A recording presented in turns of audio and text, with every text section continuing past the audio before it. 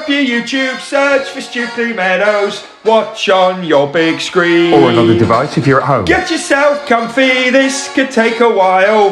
What a happy scene. Something new every day for your long-term memory.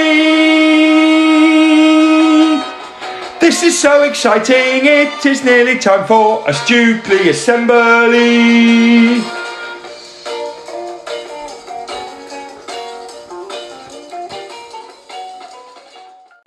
Good morning or good afternoon everyone, and welcome to our Thursday retrieval assembly. For each other we, every day we, to improve we, together we will. Every single Stukeley day we focus on. Our Stukeley motto is, our Stukeley curriculum is, our Stukeley plan for home learning is.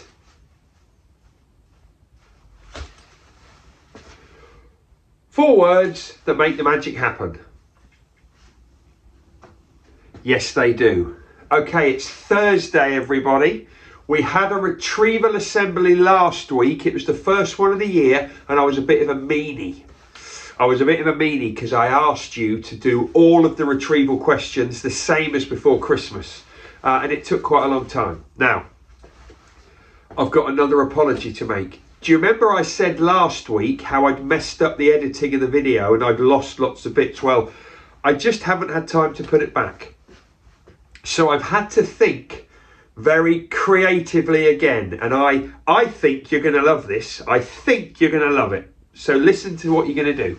First of all, if you're going to write the answers down, and that should be everybody in year 2, 3, 4, 5, 6, foundation in year 1, you'll do your own thing. If you're going to write the answers down, can you get your learning log now, please? Turn to the right pages, turn to your retrieval page, and can you write 1, 2, 3, 4, 5, 6 down? Just like in the good old days. Can you do 1 to 6, please? Okay. I obviously need to get myself ready, so I'm going to stretch over here. Going to get the sombo, get the sombrero, there we go. Lovely job. Okay, so I'm ready. I haven't got Evel Knievel, but that's another story. So, I'm ready. You've got your learning logs ready. I'm now going to explain how retrieval's going to work today. It's quite exciting, I think. So, here's what's going to happen. You're going to let the video run, and then it's going to say, it's not going to say foundation year 1, year 2, year 3. It's not going to say that. It's going to be the same retrieval for everyone.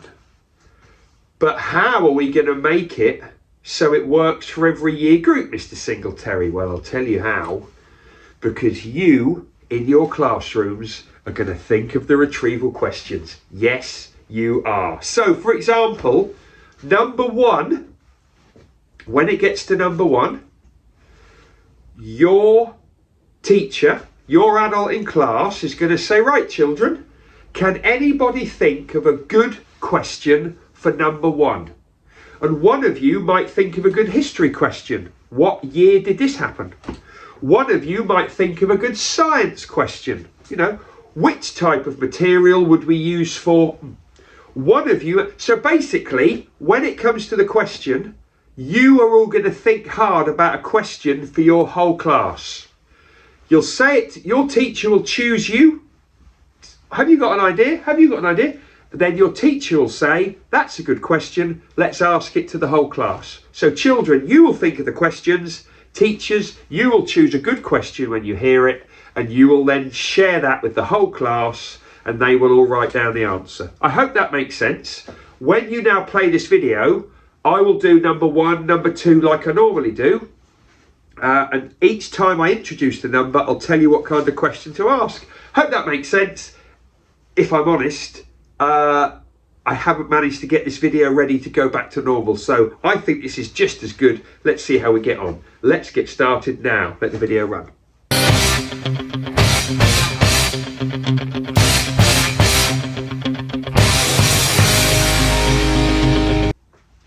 Okay, everyone. number 1. In your classes, can you think of a really good question? It might be history or science. Have a think what you've been learning about this week or before Christmas. So have a good think about an area. It could be science, could be history, could be RE, could be geography, could be PSHE, could be maths. Think of a question, suggest it to your teacher, but the question number 1 is multiple choice. So you ask a question. If your teacher thinks it's a good idea, children need to be given 4 answers and you see if you can write down the correct answer. Off you go. Question number 2. Now, number 2 is going to be 3 quick questions and 3 quick answers. So teachers, can you choose some questions from around the room? Remember, children, you can think about science, you can think about art, think about your artist. You can think about science topics you've done. You can think about history is a good one. French, you can do some French. Number 2, we need 3 really quick questions from around the room. Teachers, choose the best 3. Ask everyone to write them down. Off you go. Question number 2. Okay, question number 3. Now, this is going to be where you give the answer and the rest of the class have to write the question. So number 3, in your classrooms, think about an answer to a question. Now it's going to be a key word. It's going to be some vocabulary you've just learned. Say what the key word is. If your teacher's happy, everyone will have a go at your question. Off you go. Question number 4.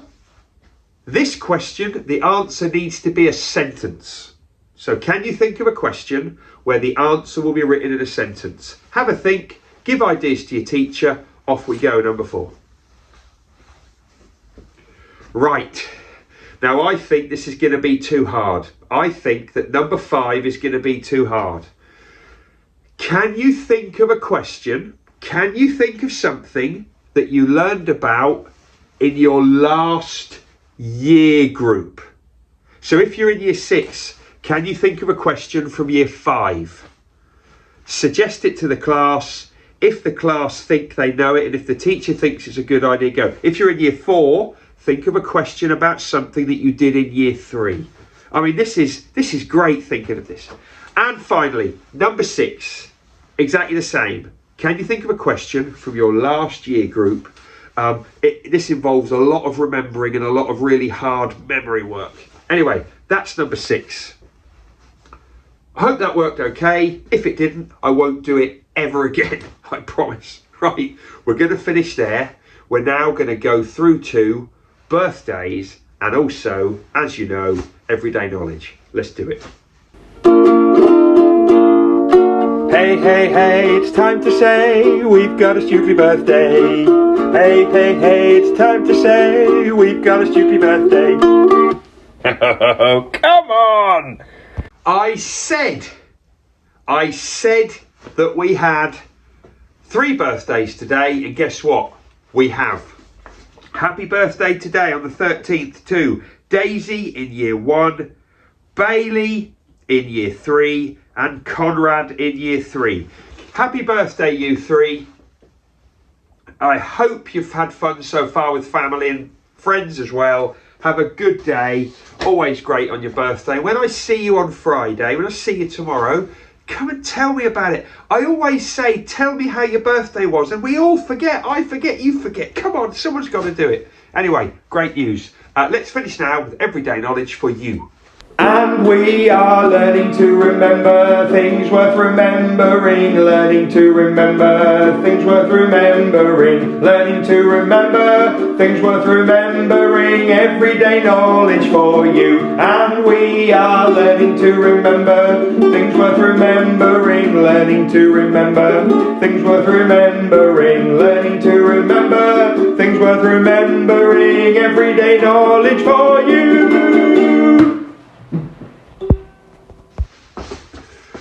Okay, before we start everyday knowledge with our artists today, I'm going to give you a bit of a reminder. I'm going to give you a quick reminder about what we've done so far. So I'm going to stand over here.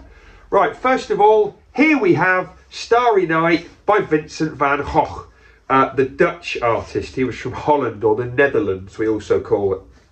This painting here is The Scream. I think in Norwegian it's called Skrik. I think so. This is The Scream by Edvard Munch. Here we have Campbell's Soup Cans, one of lots of famous pictures by Andy Warhol, the American pop artist. Oh, here we have a massive sculpture, a huge Angel of the North, and that's by Anthony Gormley. And to finish at the moment, here we have Bush Tucker by Loon Coonan. And Loon Coonan was a 100-year-old Australian Aboriginal artist. And she hasn't been, she died only a couple of years ago, and she was still painting at something like 108 years old. It's incredible. Anyway, they're the pieces of art. I'm now going to stand here, and I'm going to do something a bit sneaky. I'm going to show you a very thin piece of each artwork. I'm going to show you a very thin piece. I'm going to put it on the screen, and then I'm going to ask you some questions. Okay? So the first bit is just here. Oh, look at that. Okay, what's the name? Wait for the fingertips, wait for the fingertips. What's the name of the artist?